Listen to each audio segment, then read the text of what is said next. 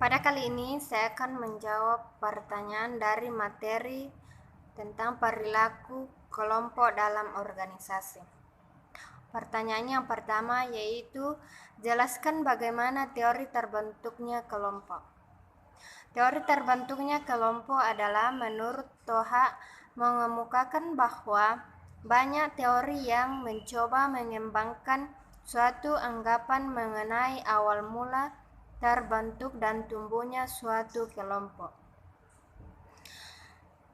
Teori yang sangat dasar tentang terbentuknya kelompok ini adalah mencoba menjelaskan tentang adanya afiliasi di antara orang-orang tertentu.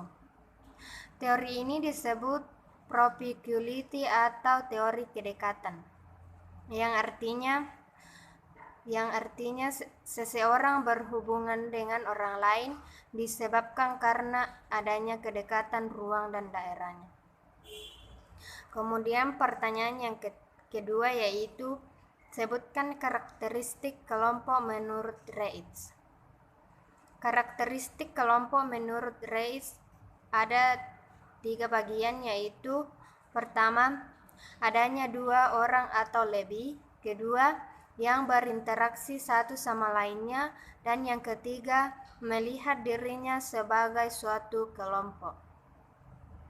Kemudian pertanyaan yang ketiga yaitu, jelaskan bagaimana teori pembentukan kelompok yang berasal dari Georg Homans. Teori pembentukan kelompok yang berasal dari Georg Homans adalah 1. Semakin banyak aktivitas seseorang dilakukan dengan orang lain, semakin beraneka interaksinya, dan juga semakin kuat tumbuhnya sentimen mereka. Kedua, semakin banyak interaksi di antara orang-orang, maka semakin banyak kemungkinan aktivitas dan sentimennya ditularkan pada orang lain.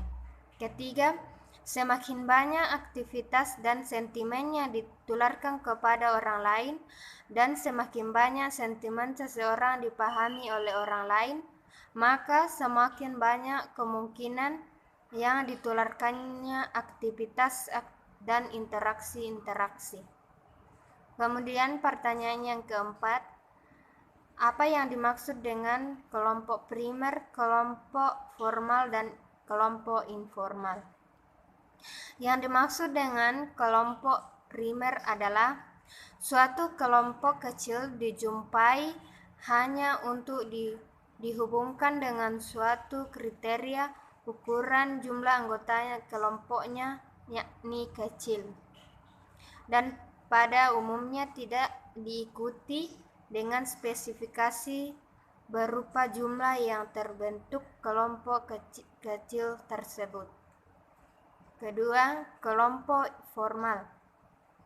Kelompok formal adalah suatu kelompok yang disengaja dibentuk untuk melaksanakan suatu tugas tertentu.